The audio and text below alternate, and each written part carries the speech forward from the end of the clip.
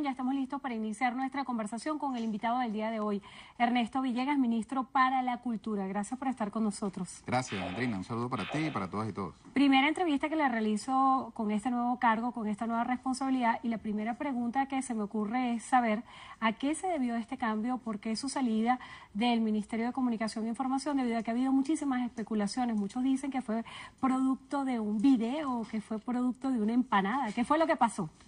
Bueno, si hubiera sido producto de una empanada, estaría en el Ministerio de Alimentación, pero...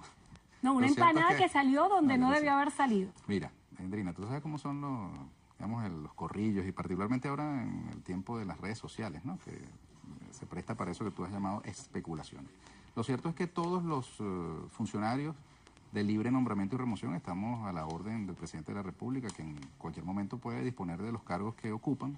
Y en mi caso, pues ya hace más de un año recibí la responsabilidad de dirigir el Ministerio de Comunicación e Información, y el presidente decidió un movimiento que es muy positivo: la creación de la Vicepresidencia de Comunicación y Cultura del gobierno bolivariano, a cargo de la cual designó a nuestro compañero Jorge Rodríguez Gómez.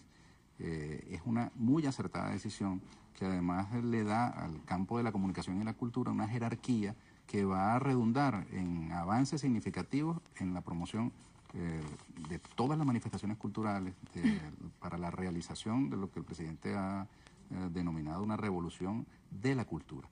Por supuesto, de la mano del campo de la comunicación, en el que, Jorge y yo tenemos una ya larga relación de trabajo en conjunto, de modo que esto va a ser muy positivo tanto para la comunicación como para la cultura. Pensar en cultura en momentos tan complicados como los que vive el país luce un poco complicado, ¿no? Pensar en manifestaciones folclóricas, en expresiones y movimientos culturales, cuando la gente lo que está pensando ahorita es en qué comer y sobre todo las perspectivas que hay de lo que va a suceder en las Navidades venezolanas, con un escenario de hiperinflación que se ventila y con una realidad de la economía que está permeando a todos los niveles. ¿Cómo piensa asumir este desafío? Mira, por fortuna he tenido el privilegio de recibir este ministerio en puertas del más grande evento cultural del año en Venezuela, que es la Feria Internacional del Libro de Venezuela, que se está desarrollando en este momento en los espacios abiertos del Teatro Teresa Carreño, en la UNEARTE, en la Plaza de los Museos, en el Museo de Bellas Artes, el Museo de Ciencias. En ese espacio, que es un eje cultural importantísimo, está en este momento, a esta hora en que estamos, centenares, incluso miles de personas en sus momentos picos, encontrándose, dándose un abrazo con ese bien cultural que es el libro. El libro como espacio para nutrir el espíritu, para acercarte a la literatura, la poesía, la historia, el periodismo, pero además también como excusa, Andrina, para oxigenarte.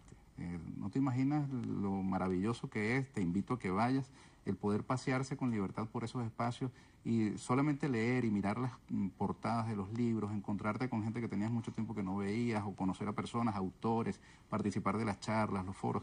De verdad que resulta oxigenante. Es un ¿Cuál es la novedad de la feria? bálsamo. ¿Cuál es la novedad de la feria y qué títulos se estarían presentando? Tenemos varios títulos nuevos, tanto de editoriales públicas como del sector privado. Tenemos la presencia de escritores de otros países, las embajadas, por ejemplo, de Rusia, China, Ecuador, Corea.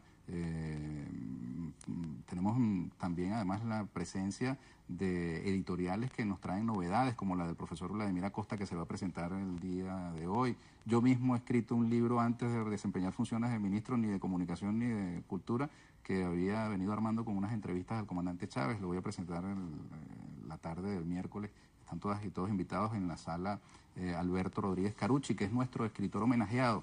Es un gran escritor venezolano con una investigación ya muy larga sobre temas de la literatura prehispánica.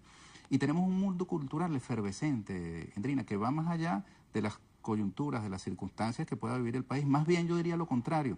En momentos de dificultades, de esos intentos de ahogo económico que hay contra el pueblo venezolano, la cultura es un mástil. Tú te abrazas de la cultura. Por ejemplo, ahora que estamos en puertas de nuestras Navidades, de nuestras tradiciones, Lo más importante son los niños y el ambiente, el clima navideño, el amor, el compartir, que es propio de estos tiempos, es muchísimo más importante que las cosas materiales que nosotros de pronto resentimos. Ese es alimento para el espíritu y ese alimento no nos puede faltar. Puede haber abundancia en otras cosas, pero si no hay alimento para el espíritu no somos nada. El presidente anunció el día de ayer una lucha contra el bachaquerismo y muchos asocian a estas oleadas y luchas contra la especulación también con el fenómeno del desabastecimiento posible que pudiera venir después. ¿Cómo garantizar que esto no sea así? ¿Y cómo garantizar que no existan otros fenómenos y otros efectos de acaso? Mira, yo no soy experto ni vocero en el área económica, ¿no? Pero en buena medida, y también es un asunto cultural, la economía se desenvuelve con base en las expectativas. Si nosotros sembramos incertidumbre, sembramos expectativas negativas, pues estamos abonando a que las cosas salgan mal. Nosotros tenemos que tener fe y confianza en que vamos a superar las dificultades materiales que hoy tenemos. Y una de las maneras de hacerlo son, digamos, tiene que ver con esto que estamos hablando, el tema cultural. Nosotros tenemos en todo el territorio nacional una cantidad importante de manifestaciones culturales que tenemos que respaldar, apoyar más allá de las circunstancias económicas que tenga el país. No podemos sacrificar eso que es lo más valioso, que es nuestra identidad. Hay pueblos del mundo que han pasado por circunstancias difíciles, terribles, por ejemplo en Europa. Miremos lo que fue toda la guerra, la Segunda Guerra Mundial, los efectos de la posguerra. Y aún así, con esa devastación que trajo aquí a este país, a oleadas de italianos, oleadas de portugueses, oleadas de personas de diversas nacionalidades. Esos países no abandonaron su cultura y son muy celosos de su cultura. Dígame tú lo que le pasó a Francia, ocupada por el nazismo, que, digamos, causó estragos, pero los franceses son muy celosos de su cultura frente, por ejemplo, al predominio de la lengua anglosajona. Ellos tienen una defensa muy ardorosa de la francofonía. Nosotros tenemos que mirar esa realidad, porque más allá de las circunstancias materiales, insisto, tenemos unos valores, unos lingotes culturales que tenemos que cuidar. Ministro, ahora que hace referencia a Europa, precisamente el día de hoy la Unión Europea estaría definiendo sanciones a Venezuela. Se habla de la posibilidad de embargo de armas y otras sanciones a funcionarios, y usted también recientemente fue ingresado en la lista de sancionados por Estados Unidos. ¿Qué opinión le merecen estas determinaciones internacionales que hoy están cayendo sobre Venezuela? Mira, en cuanto a lo personal, pues ya yo mandé a hacer un cuadrito con la información sobre las referidas sanciones. Ojalá me notifiquen oficialmente, porque también lo quiero montar en un cuadrito, porque hasta para ahora mí no significa... Oficial. Yo no he sido notificado, pero en todo caso, digamos que es una... ¿Usted tiene visa? Político, ¿usted tiene algunos bienes en Estados Unidos que pudiera poner en riesgo a partir de esta decisión? Que a mí que me registren, como dicen coloquialmente. Ahora, tengo una visa vigente tipo I de periodista, pero yo he viajado a los Estados Unidos a hacer mi trabajo como periodista.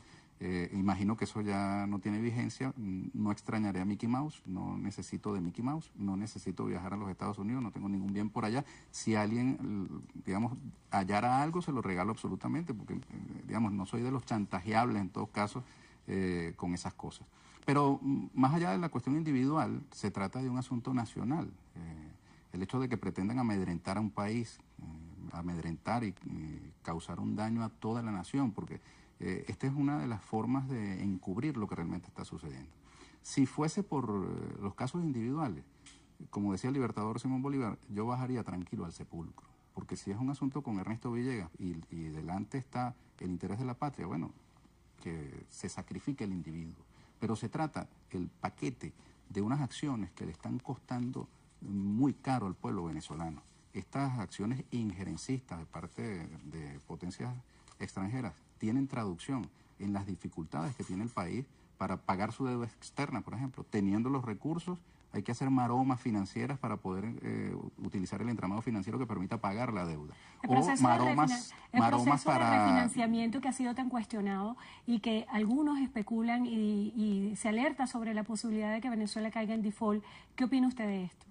Mira, las maromas que tiene que hacer el país desde el punto de vista financiero para pagar las importaciones de alimentos, las importaciones de medicinas, toda la alteración que eso significa para la vida cotidiana de las venezolanas y venezolanos, eso no tiene ningún precio, porque es una especie de castigo que se le pretende aplicar a la nación venezolana para tratar de descarrilarla y de influir en asuntos que solamente deben decidir los venezolanos. Nosotros como venezolanos tenemos nuestras diferencias y tenemos la posibilidad de resolverlas en forma independiente. No tienen por qué venir ningún gobierno extranjero a imponernos decisiones. Ya este país en 1902 fue bloqueado por potencias extranjeras. Recordemos el bloqueo de las potencias europeas esos anuncios que hoy se hacen desde Europa recuerdan aquellos acontecimientos y despiertan en los venezolanos una fibra muy sensible, que es el de la defensa de nuestra soberanía, la defensa de la patria. De modo pues que les está saliendo mal la apuesta. Cada vez que dan un paso en esa dirección, lo que hacen es afianzar más la resolución de este pueblo a no dejarse chantajear por potencias extranjeras. ¿Qué se espera de la discusión del Consejo de Seguridad de la ONU, que también debería llevarse a cabo en las próximas horas? Mira, Endrina, los asuntos de los venezolanos los resolvemos los venezolanos. Si ellos quieren seguir los factores de la política internacional distrayendo con el tema de Venezuela, les sale el tiro por la culata. Mira la entrevista que ayer comenzó a publicarse, a difundirse, del colega periodista español Jordi Évole, al presidente Nicolás Maduro. A mí me correspondió como ministro de Comunicación hacer las coordinaciones para realizarla. Pues bien, esa entrevista muy mordaz, por utilizar un adjetivo, pues pretendía mostrar al presidente Nicolás Maduro acorralado, en posición de minusvalía. Y resulta que en España se está dando en este momento un debate sobre las propias realidades españolas que se contrastan con las venezolanas por la mordacidad del periodismo frente a estas y la complacencia frente a las otras. También y porque las condiciones de vida de los españoles que tienen sus propios asuntos, digamos, ocupan menos espacio en la prensa que las que nos atañen a los venezolanos. Ministro, también en este escenario, sobre todo haciendo referencia a España, se hizo oficialmente o de manera informal, una denuncia de que la trama rusa estuviera utilizando cuentas chavistas para acentuar la crisis en Cataluña. Usted estuvo tuiteando mucho al respecto. ¿Qué piensa sobre esto? Bueno, sobre ese tema en particular lo que hice fue retuitear algunas cosas, pero son excusas, Gendrina. Están, digamos, convirtiendo a Venezuela en una especie de pretexto o de comodín para salir de sus propios conflictos. Ahorita en el mundo hay grandes conflictos y utilizan el tema de Venezuela como una hoja de parra para tratar de tapar sus propias cosas impresentables. Ahora, mientras eso pasa en Venezuela, no se detienen las expresiones cotidianas de las venezolanas y venezolanos en medio de dificultades que nadie niega y también en medio de unas grandes potencialidades. Hoy mismo yo invito a todas y a todos, acérquense a la Feria Internacional del Libro, que desde el día 9 pasado hasta el próximo 19 está abierta para todas y para todos. Y allí van a ver una Venezuela que no se amedrenta, que no se detiene, que no se achicopala y que si de pronto entre sus integrantes hay alguna gente que está abrumada, que se siente mal, que de pronto todas esas noticias que tú me has mencionado la ponen de mal humor o la llenan de incertidumbre, allí se va a encontrar una Venezuela buena, una Venezuela que trabaja, una Venezuela que tiene grandes expectativas y gran confianza que vamos a superar esas dificultades. El mundo al final se va a dar cuenta, van a tener que darse cuenta de que es mal negocio seguir enfocando sus luces hacia Venezuela y olvidar sus propios problemas. Le pasó a Rajoy. Tuvieron meses y meses y meses mirando hacia acá y resulta que tenían tremendo rollo en casa. Ministro, se nos agotó el tiempo, pero Me refiero a Cataluña, ¿no? Brevemente quisiera conocer su impresión acerca de lo que pudiera suceder este 15 en el llamado a diálogo que se ha hecho. La MUD sacó un comunicado de que si no asisten los países o los cancilleres de los países que ellos consideran como garantes del proceso, ellos no asistirían. ¿Qué opina acerca de esto? Mira, el diálogo es inevitable. Podrán poner excusas y pretextos aquellos que, digamos, tienen una doble moral frente al tema, que de pronto en privado se manifiestan favorables a esta salida, tú hablas con ellos y son personas que se expresan de manera razonable, pero cuando les prendes una luz como esta y tienen que hablarle a sus propios seguidores, entonces se vuelven unos radicales, extremistas y talibanes. Pero en privado son más razonables de lo que parecen en televisión.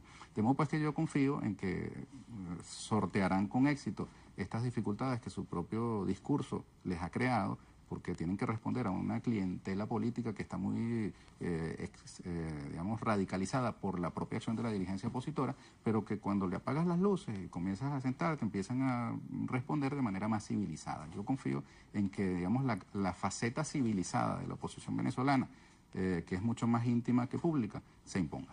Ernesto Villegas, ministro para la Cultura, gracias por estar con nosotros hoy en Entrevista a Venevisión. Te invito a la feria, Enrique. Y gracias a ustedes también por habernos acompañado. Que tengan todos buenas tardes, milagros.